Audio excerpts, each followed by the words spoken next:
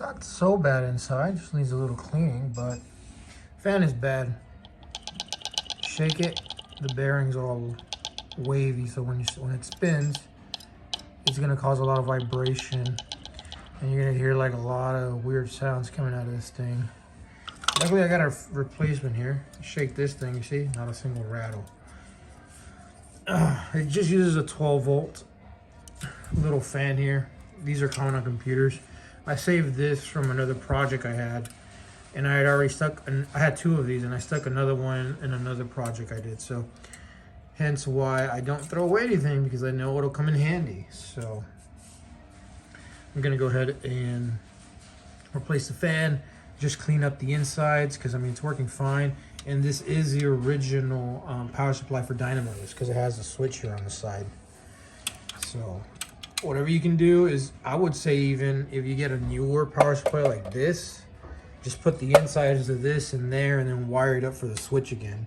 Don't throw away the box, because these boxes are designed a certain way. They're a lot bigger, and the holes are in a certain place that are designed for dynamos, HS5s, HS whatevers. There's a lot of different versions of the dynamo that use this thing. So if you ever get a dynamo and it has this one, original, with the switch here, if you get even a new one, just go ahead and just swap the insides in there, put the switch, because the box is very hard to come by. Because they don't sell them anymore. I haven't seen them. And maybe they are somewhere out there, they're a little bit more pricey, because they have a lot more stuff on them as opposed to these, which are a little more basic. You know, they're more computer type, and these kind of are designed for the dynamos. So I decided to take apart the shotguns. One of them is cracked. That's why I had tape around it. So it was cracked and split in half. Removing them can be a pain in the butt. So I have to remove all the freaking screws on this thing. There's tons of them. You try to pop it open, it won't pop open. You literally have to take a screwdriver here, flathead, and then turn it so you can lift it up here on the corners, because it's just this end of the gun here, this plastic, it just locks in a groove, so you don't know how to pop it out. You try to pull it out, just like pry it open, it doesn't. You literally have to take a screwdriver here and then flip it to pop those things out of place, but they're really tight. But these Sammy shotguns, they just have a board in here. Usually when these boards go out, you can tell right away. There's gonna be a wire cut or something. Now everything looks fine here. Nothing looks cut. Everything looks nice and right in its rightful place. So what they did here is, this shotgun mechanism here, it was very loose. So when you pump the shotgun, you know, right here, it had no play. It was all like loose here. It was just like literally just like, it was just like all dangling. What happens is the spring compressed and stayed in a compressed state. All you do is literally stretch the spring out, open it, and now you have that compression again. That, see, now it's like really tight, and then when it gets over, then it'll trigger the switch. So that compression is back. All I gotta do is add some new grease here just to grease it up. And they have these little stoppers here on one corner and another stopper here on the other corner. Now here is the board, the optical board. If those fail, they usually fail around the connectors here. Everything looks right, looks fine. Sometimes the switches will fail here. On the shotgun on this one, the switch felt all muddy, and that's because it had popped out of place here. So one of the legs grabs on here on this piece of plastic, and the other one grabs on one ear here. So what I ended up doing is adjusting it, and now it's nice and tight. Will it work forever? Who knows, but we'll figure that out. Regardless, I'm gonna clean these lenses here. So there's a lens right here. This is the lens. It goes right here, and sometimes those get dirty, and that's why it won't register shots properly. So I'm just gonna clean, re-grease the pump action, clean the lens, make sure it's all clean, and I'm gonna put this one back together because I have a good working shotgun already. I just wanted to make sure that I can make one working one from two here. which I realized that actually both are fine. It's just the shell is broken on this one and it just needs a clean. So what I'll do is I will put it back together even in the broken state and re-put tape on it to hold it in place until I can find another shell to make the shotgun whole again. But here's the connectors. It pretty much just connects on the SAMI board here. There's two connectors, you just pop it in and pretty much it's very simple setup. But figured I'd show you this shotgun, how it's all assembled. If anybody wants to work on one of these. All right, I'm done Frankensteining one good working gun. I've tested it on here on my Astro. Obviously you can't test it too well on this thing because it's pointing up and you need it to point straight. But it works. I've already gone through the test menu. I tested it on both boards that I got for trophy hunting because I was like wondering if maybe one of the boards is bad, but no, both boards are perfectly fine. There's nothing wrong with them. And as you can look at the game, it's working now. Although my son's not a good shot. But it's good enough. So out of two guns, I got one good working one. And I'll still save this because the harness is good. And if I find another gun, I can piece it back together. I can show you here the lens. This lens has a small fracture right there in that corner. So this lens, that little fracture might affect it. There's a little board that I took out. There doesn't seem anything wrong with the board, so I might try to reflow solder, make sure. I might just clean the sensor over here. Clean that sensor, reflow solder, and see if it'll work. At least, they had it working with tape, at least part of it. They just taped it up. But yeah, this took some massive damage. But TPS2 board is done over there. This is how the artwork cleaned up. So I'm gonna keep these. These are really rare nowadays, right? So I'm gonna keep this. And this is gonna stay in the collection. I'm not gonna sell them with the games. But I'll put something else in there to make them worthwhile. But I'll show you guys the end product. It's gonna be a while, so probably another video you guys are gonna see the end product. It'll be a while. I've gotta get artwork. I've gotta clean up. Gotta touch up the monitors, but you guys are gonna see the end product soon. Now even the broken gun works. Now look at that. I've calibrated. So what you do is if you aim over here, then it throws it off. You see? Now you can't see it, but if you aim right in the middle, then there you go. You've already changed it. So this is how you adjust the gun. You adjust where the 0 point is and then go from there. All right, so we've got 3 working guns now. My quick and easy fix. Soldered in there on that pin. And there we go, good to go, easy. Instead of having to repin it, just solder in a wire at the bottom and everything else is good and we're set.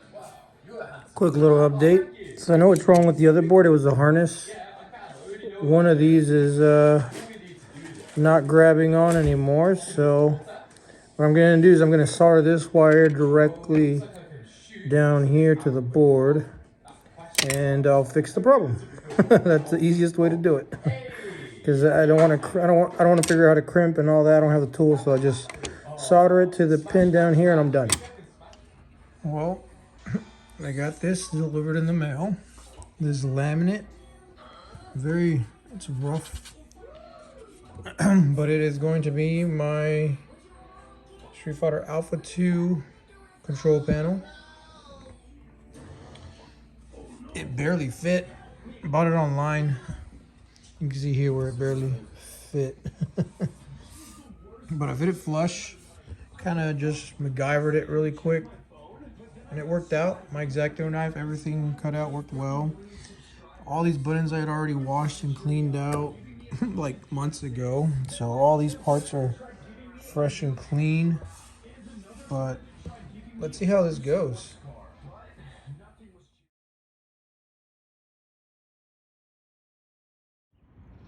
Made some time, but did a little more work on these projects. Still I'm waiting for the control panel This one, I'm getting there. Just gotta rewire a bunch of stuff. We're getting there. Oh, I was so close. All right, cleaned up all the buttons. Yeah, this is gonna... He's having a hard time putting them back together, but he's gonna learn. Ow! You got it? Yeah. Good job. All right, do another one. Now we have this too.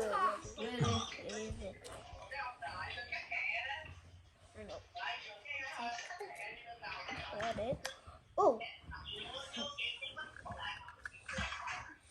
Perfect. You got it in? Yeah. There you go. Now you know how to assemble. This is my favorite tool to take off these old ugly control panels because you just start scraping and it just takes them off.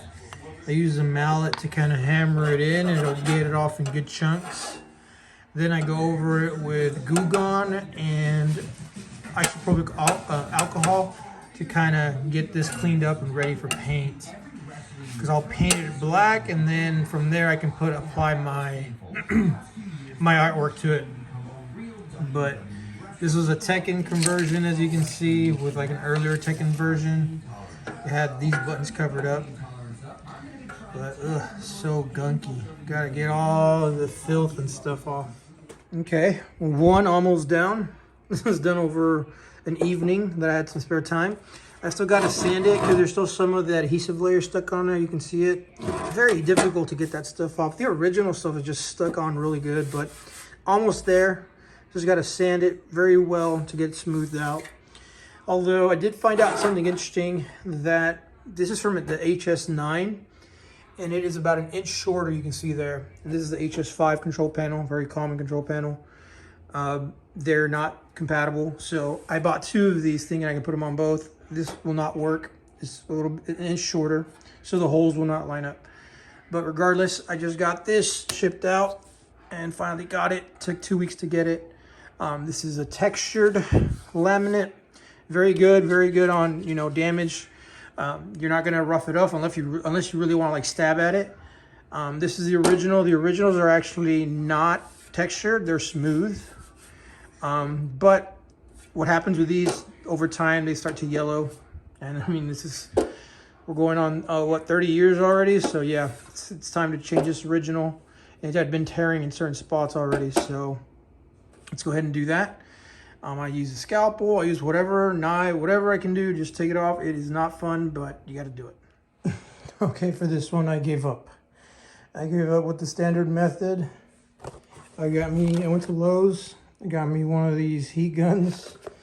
I've been holding off on buying one, but for 25 bucks, this made my process so much easier. This one was just so brittle. Like literally, it was just like breaking apart as I was trying to take it off, like literally flaking. So now that I melted it with the heat gun, you see how chunks of it came out all together. And I ended up using this spatula for whatever reason. Being able to flex easier made it easier to kind of get it in. I have also this variant, which is it's a much thicker, and it was instead of like digging in, it was breaking it. So I recommend if you're gonna use a spatula, use a thinner one that has a little bit of flex to it. It'll help you get in. But here's the control panel, all cleaned out. Now the only thing left is a bunch of adhesive. Is left on it. You can see there all the adhesive that's still left on it. So I've got to put a bunch of Goo Gone, isopropyl alcohol, different methods. And then what I like to do is I like to get an orbital sander and do the finishing touches with the orbital sander here. And I'm going to use fine 120 grit. You can go a little coarser if you want first, but 120 grit should be fine. And then you'll have it all cleaned up and prepped for paint. And then I'll paint it black. And then after I paint it black, then I'll stick on the Mylar. And so let's see how that goes. Well, it's ready for a new vinyl. So a lot of work, a lot of sanding, a lot of prep. But now it's clean enough I already painted the corners, so just to stick on the new artwork.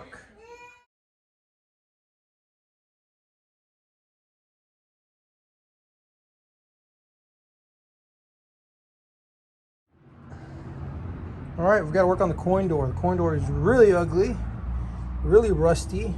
Just got all the coin mags and stuff off.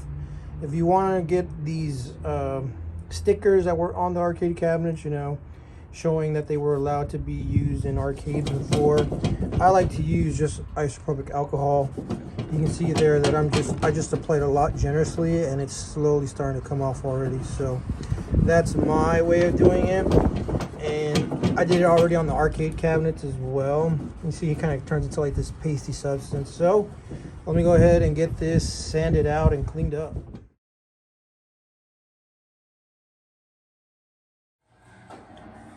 Well, there you go. Coin door is ready. It's not perfect, but a lot better than it was. A little sanding, a little painting, and she is good to go. All right. All buttons are wired in. Everything's been zip tied back into place. Make sure everything's all good and dandy. There goes all the wiring. Now this is just my test for now, but I am going to put probably a pie or something in here to have this nice and done. All right, we got a problem here. This monitor is blurry. Whenever I get the focus in place, I can never dial it in. If I get it too bright, it gets blurry. It's just a problem, child. As this one you see here, nice, bright, and very crisp. Those scan lines are really, really good, very clean. You see everything. Even here on this one, very clean scan lines. Everything looks very well defined. This one is blurry. As soon as I raise that brightness up a little bit, you can see it's blurry. I can see it, but it has like a haze to it. A lot of times, people always think, it's something on the chassis or whatever. I mean, there's no burning on this tube, don't get me wrong, but the most common problem is the tube itself. The tube is probably tired. You could either do a rejuvenation with a rejuvenation machine that cleans the little, they call them guns, the red, green, and blue guns inside. Not like a physical gun, right? But basically the thing that shoots the electrons or whatever they call them. I'm not techy as much, but I understand the principle of it. You're shooting these red, blue, and green beams of light onto the phosphorus and makes the colors, blah, blah, blah. Well, those things deteriorate over time, and they're not as strong anymore. And they lose focus and blah, blah, blah. The case is, in the simplest sense, the tube is tired. And so I've already had this instance happen to me once with one of the tubes that ended up, one of the arcade cabinets that I was working on for Twisted Chris over there at Twisted Gaming. And as soon as I did the tube swap, it worked. I really didn't cover it in detail during that. You just saw glimpses of it on that video. But this video, I'm going to cover pretty much me doing the tube swap so you can see just the difference a simple tube swap would be. And I already have one. It came out of a Sanyo tube. I've had those. They're actually under the arcade, they're under the pinball machine over there. I have like 3 or 4 tubes that are just there waiting for me to swap in. So all I do is do the chassis swap, and we're good. Even this tube has heavy burn in, but it's super bright and crisp. So that kind of lets you know, even if the tube is burned in, but if those guns are shooting really strongly and defined, you won't have that blurriness effect on this one. So let's get that started. All right, taking it out. So it is the original tube because it has the Wells Gardner sticker here. So this tube has been around for a very long time. So that supports my theory that this tube is, pretty dated. So this is a tube that I got out of Sanyo. There it is, A63 AHC26X. It is one of the same tubes that I put in my Big Blue. What's cool about this one even tells you when the tube was made, 01/14 of 2004. But they were, it's 2004, very late on the RC, LCDs are about to come out. But they were still making these standard definition tubes with RF only. So be on the lookout for those Sanyo 25-inch tubes. Now, this has already had caps replaced, thankfully. Hence why it's been so reliable. It even has the white knob Surprisingly, the white knob flybacks are the first ones. So this is a very old K7000, like one of the first ones that came out, which is pretty crazy. And it's still working fine. Honestly, the originals are more reliable than the aftermarket stuff. So I'd rather wait for it to crap out before I ever decide to change it out. I know it's going to crap out at some point soon, but I'm always of that belief. If it's original, still working, leave it in there. Once it craps out, then, you know, replace it. And yeah, this original tube was pretty bad. Already the center insulator here is already pretty much falling apart. So thankfully, I already have another tube ready, so I can show you guys that over here. I keep my storage of tubes. And then I found more tubes recently. That one works, but it's only in green, so I gotta figure out what's going on. And then I got another tube hidden in there, good to go. Here's my other Sharp that I got a while back. This is a Sharp. Let's turn it around. It is a Sharp 25NM100. It is an RF only. So these are the ones that I really like to sacrifice that don't have composite or even as video. Those are the ones that I really like to get rid of because retro gamers don't really want those. They want the as video ones and all the ones that with the bells and whistles, so I don't feel bad sacrificing those for arcades. So let me go ahead and finish doing this trade swap and keep going. All right, so here's the existing tube, very old. A lot of adjustments were done. These are the little, I like to take these strips because you can reuse them in other tubes whenever you have convergence issues. And on this one, there's only one little strip, so it lets you know convergence is probably done fairly well. And so you can see Sharp tube there, A63 QDB891X. I like to take the arcade degaussing with it and using it on the new tube, as well as this strap here. This is the, I guess, negative ground strap. I like to use all of that stuff and put it on the new tube because the original stuff doesn't match up. Wiring and all that doesn't match up to it, so better just to swap it out. Plus, that stuff is thicker than that, so. All right, let's put this new tube on. And there's the end product, guys. I wouldn't say it's as bright as that one, but it's a lot brighter. The sharpness is really good now, and I don't have to worry about how, you know, having the image wash out. So very, very good image now. I don't have to worry so much about it being looking bad. And all I had to do was do a tube swap. A lot of times you overthink it, and it's just a simple thing. This came out of Sanyo, and they're great. They work pretty much out of the box. Those Sanyo tubes, you don't have to do anything. Just cut the wires for the yoke, solder into the connector that's for the K7000, and you're set. I mean, you might have to adjust the width a little bit, but I mean, overall, it's a drop-in replacement tube for the K7000. And it looks great. And no burn-in anymore, so 0 burn-in, and looks great. So, really, really easy, and now this thing's done.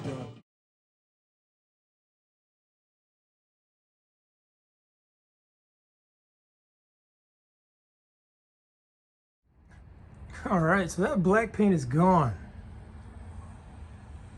So much better. I really like that neon greenish look with that slightly grayish blue color. Turquoise, I don't know. I'm colorblind, so maybe what I'm seeing is not what you guys are seeing, right?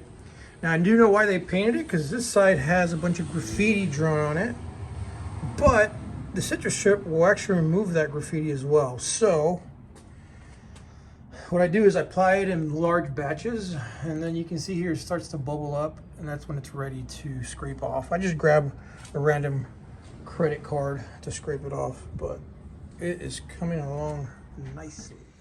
All right, got the big blue control panel overlay. I couldn't find one for dynamos. And honestly, there isn't any, at least that I've seen. What they would usually do was they would just stick this into the conversion kit and you just stick it on whatever control panel you had whenever they used to be done back in the day.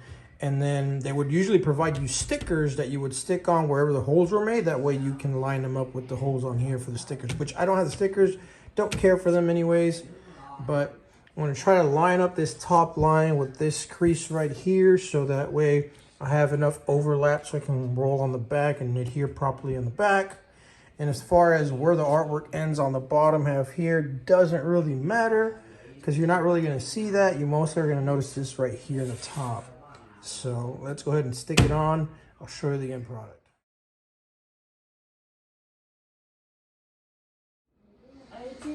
All right, so here's how I put it on there. Slowly lift this off and then slowly push it in. I started on the top this section just so I can line this up as best as I can. So that's lined up. And so let's finish this up.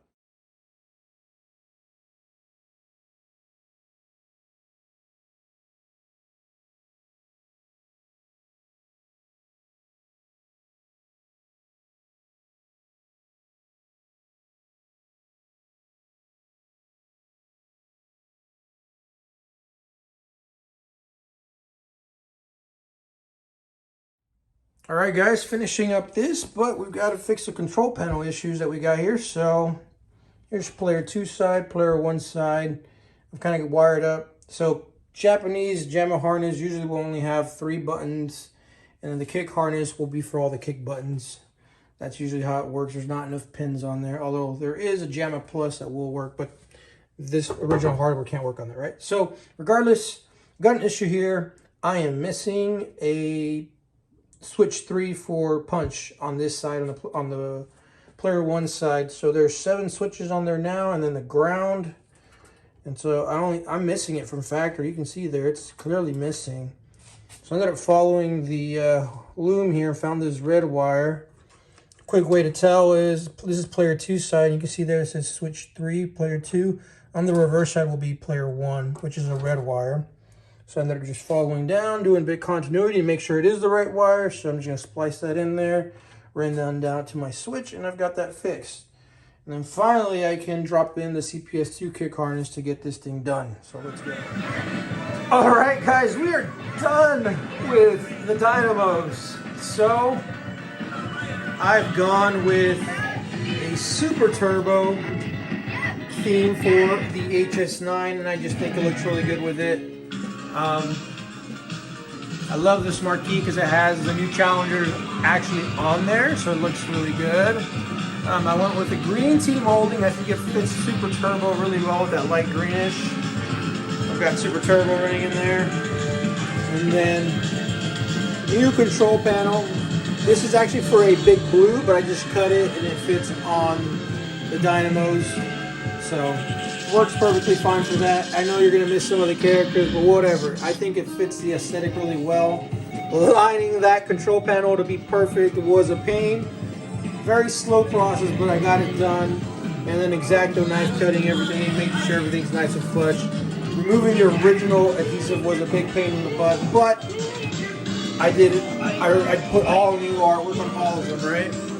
Repainted the cooling door because it was all gunky and crap. I did leave the original paint. I just can't bring myself to remove it.